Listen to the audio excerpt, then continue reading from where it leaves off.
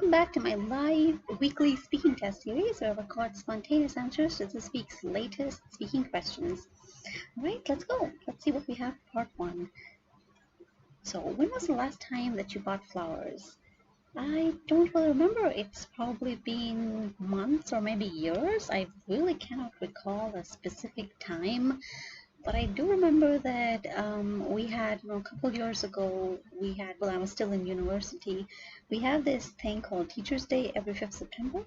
And I was still, in uni, so I had a bunch of professors that were really helpful. So I kind of just, decided to at least give them some form of appreciation for their work. It was kind of last minute, and I think most people tend to buy flowers as a last minute sort of thing, like, oh, I forgot to get something meaningful, let me just get flowers. So I think this was something similar to that, but I actually picked out some really nice ones. There were about 5 or 6 of them in a bouquet, and there was a lot of foliage, and I remember they were green and orange and pink. Those colors I like best. So yeah. Do you have flowers in your house? Well, I mean, when I was a child, we used to have these, plastic flowers. They were really nice to look at, but I don't know what happened to them. That was, of course, a long time ago. And I think maybe when I was a child or maybe when I was a teenager, we did try and maybe buy flowers. I mean, the potted kind, but I mean, any kind of plant, it never really lasted. It was always, I don't know, it's just really difficult to, grow plants and stuff and take care of them. I have no idea why some people are so good at it, but always seems like a really Herculean task. So no, at the moment I don't. I would love to, but I mean, I just really haven't had the time to kind of go out and go to a nursery and look at flowers and see which one I would like to keep. Of course, the upkeep is quite significant. If you just buy flowers each day, that's going to be a very, I think, expensive habit, really. And it's, I don't know, kind of a shame because they die anyway if you pluck them out. So I wouldn't want to have those types of flowers that's just going to die. Have you ever planted flowers? Maybe at school we had this project when I was, like 14 or 13 years old. We had this environment day kind of thing, and I remember we had to buy a sapling, and all of us would have to plant the sapling on the school grounds. I'm pretty sure I chose a flower because people, you could either choose something like a grain or some kind of herb, I guess. And I remember that I had this pot with this plant. I don't know what it's called, but it has pink flowers. It's really simplistic looking, but it's really beautiful in its simplicity. And I think they still have all of the, plants and flowers that we planted there as children because I pass by my high school each day, when I go out of home. In your country, is it common to use flowers to celebrate a special occasion? Oh yeah, it's really common. I mean, we have some very unique flowers, in fact. It's so common anytime you get something new, like a house or a car, or if you, like, get married or something, people exchange garlands, people, even hang, wreaths of flowers on their doors. And there's, of course, a whole bunch of festivals and stuff. I mean, this is India. You basically have a festival, like, every month there's something or the other going on. And people really enjoy using flowers. I mean, not just for special occasions, I would say, like, generally as well. I mean, a lot of people actually wear flowers in their hair. That's also a very common practice. Of course, I think it does help in some way to also mitigate, like, it's just an accessory, really. But yeah, I mean, super special for, common for special occasions. But other than that as well, flowers are pretty important in daily life, I've seen. Okay, let's see what we have for part two. And okay, well, talk about a tall building in your hometown that you like or dislike. Well, that's an interesting one. Normally you have questions that kind of, ask you if you like something, but this one is interesting because it's asking you if you, like or dislike something. That's got to be interesting. Okay, you should say, where is this building? What does it look like? What is it used for? And explain why you like or dislike this building. I'm going to actually take some time to think about this because, as you know, I normally don't make notes. Of course, you're given 60 seconds, so you really should make full use of that time. Full disclosure, I can't think of a single building that I really like or dislike. I mean, I don't like city life, so what am I going to say here? again, if you do come across a situation where you feel like that's a weird question, I don't know what to say, you can easily fake things. You can easily make things up. Maybe there is, and again, here, I mean, they're even giving you the opportunity to talk about a building that you hate. So I think that definitely brings forth a lot more possibilities. Right. Yeah, I think I know what I'm going to say. I have this vague idea that I'm going to draw. Okay, let me begin. So, a couple years ago, I visited this museum right in the heart of the city, which is, I mean, it's funny because, I mean, it's a brilliant place, but it's really, really unknown. I mean, even people who live in the area don't know that there's a museum in there. I think that's partly because, it's inside a zoo. So most people just think, oh, well, that's a zoo. And like, we were asking for directions to kind of, reach the place. But people were just unaware that, oh, well, there's no such thing. But anyway, when you enter the zoo, you see this amazing little, it's actually, well, it's not particularly high given like, international standards. But it's really odd because it's like 8 stories tall, and that's unusual. I mean, museums usually are just like, one level, maybe two, maybe three, right? And this was because they had a lot of, artifacts about natural history. And I mean, like I said, I mean, the country I live in, we've got quite a lot of things going on, a lot of, rich history to draw from. So anyway, that's of course the inside, but looking at it from the outside, it is quite majestic. It's really different because the colors that they've used are very bright, very reminiscent of, Renaissance era buildings, all the lovely colors like peach and pink and yellow and orange and, some flecks of red here and there. It's definitely visually very different because all around it you see these boring gray or brown or, boring industrial and residential buildings, but then there's this beautiful, like, ray of sunshine, pretty much, this little rainbow of colors. When I say rainbow of colors, I don't mean that it's, you know, gaudy or weird looking. It's actually very brilliantly painted. So that's the exterior, and it's really something that you would expect. Like, let's see, if you've ever seen a picture of St. Peter's, cathedral, the grounds around it, you'd see all these little buildings that they have. So the design is visually very similar, and I think that's kind of why I really like it, because it's very unlike anything you would see in my city. I mean, you see Art Deco buildings close to the seashore, and they're all, of course, I mean, the designs are, legally protected. You can't make amends to the buildings, and I think that's a good thing. You should definitely preserve history. And buildings like these are super rare, I mean, to come across. I mean, mostly when you think of like any kind of city, even, I mean, my city is no exception, but you have these boring, super huge buildings with glass facades, and they all look the same. They're blue, or they're an industrial steel kind of color, and that's, I don't know, I find those kinds of buildings really boring. But this one is, I mean, first of all, you'd be shocked because you would never expect there to be something like this, because the area that it's in, it's actually quite an industrial area. It's an industrial come residential sort of area, but it's definitely not, a very Tony part of the city, so it's definitely unexpected. I mean, it used to be, but now it's different. But that's definitely, I think, a great place to go to, and it's a shame that such few people know about it. Okay, let's see what we have. Three. Okay, more questions about buildings. In your country, is it common to live in a high-rise building? That I guess it kind of depends. What do you mean by high-rise? Because of course, I mean, conventional high-rise buildings are definitely becoming far more popular now. I mean, just a couple years ago, construction was finished in my area. I mean, which is a very, like, super residential, like, of course, it's a residential area, that goes without saying, but it's the buildings here normally are like 7 to 10 stories, so not really huge. But then we have these, like 5 and 6 towers come up. They're like 100 stories tall, and it just, I don't know, it kind of looks weird to me.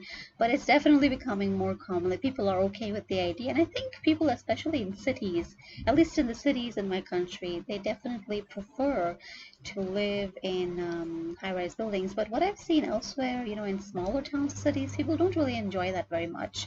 I guess it kind of depends, you know. I mean, some people really enjoy having a community, or they enjoy the communal aspect of living in these really tiny 3-story or 4-story buildings. And those, by the way, are super, super common too. So that kind of depends, you know. Older buildings generally tend to be like, you know, 4 stories or 3 stories tall, and newer ones are like super huge. But it makes sense, right? Because land is, you know, in short supply, so you can only extend upward. You can't, you know, extend, I mean, especially in the case of my city, because there's a sea all around it. So where are you going to go to?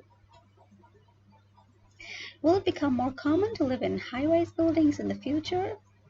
I don't know. I mean, you would probably say yes, but I don't know. I think people are kind of getting tired of the whole, you know, city life kind of thing. I mean, it's no longer glamorous or cool or attractive. I mean, I find it disgusting, to be honest. I'm not saying that high-rise buildings are bad. It's boring. You live in a city for 20, 25, 30 years, and it's just all the same.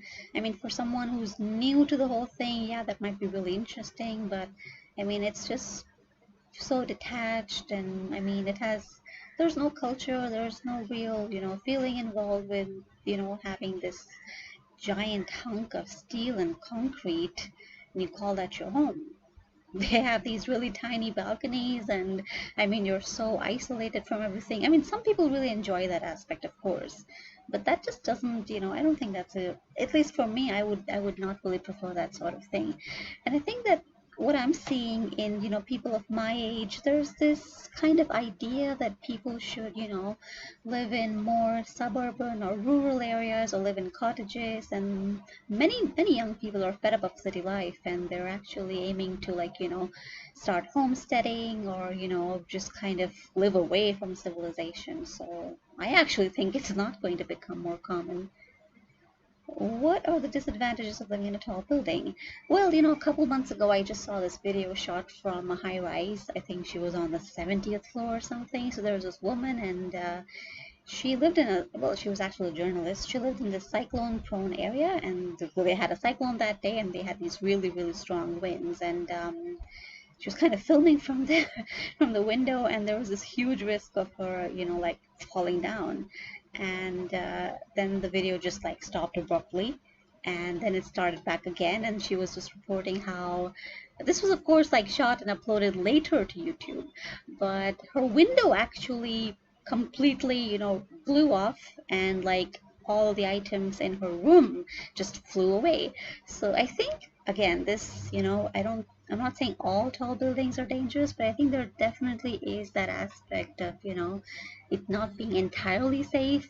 Again, I mean, my view would probably be different if you were talking about high-rise buildings in a place like Japan, right? Because they have really perfected earthquake-prone, you know, construction technology. I mean, the building will sway, but it will not crack, it won't break, and you'll be alive even if there is an earthquake. But that kind of standard construction standard, I don't think that's really the case all across the world, right? I mean, just recently there was some kind of crash in some, I don't know, Florida condo or something. So, I mean, it just seems unsafe to me. Other than that, there's this disconnect, like, you know, you're so, like, you know, far away from everything. Honestly, it gives me vertigo to look at, like, you know, some place from really high up. And generally, of course, I am kind of, you know, scared of heights. So, me and tall buildings, not a very good match. But I think that, you know, like going up and down can also be quite, you know, quite a chore. I mean, imagine if you know, the electricity goes off or something, and I mean, you have to like walk down a flight of like 100 stairs or something, or if you have to walk back up, you know, let's say the elevator is getting repaired or something. I mean, that just sounds, I don't know, it sounds like too much work. And again, it's I like the idea that, you know, if something were to happen, you could easily exit the building, you know. I know that freak weather is super uncommon, but still, I would prefer the safety of having, you know, a normal sized building. Is it a good idea to construct new buildings in a historical area? I'm really against this. I think that in many city centers and old areas, I think you should really avoid construction unless it's absolutely necessary.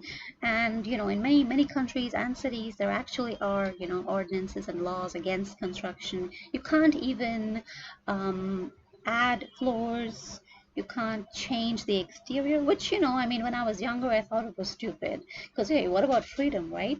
But I think this is good because I think it helps to preserve the culture of, cities or areas or countries, or at least that specific zone.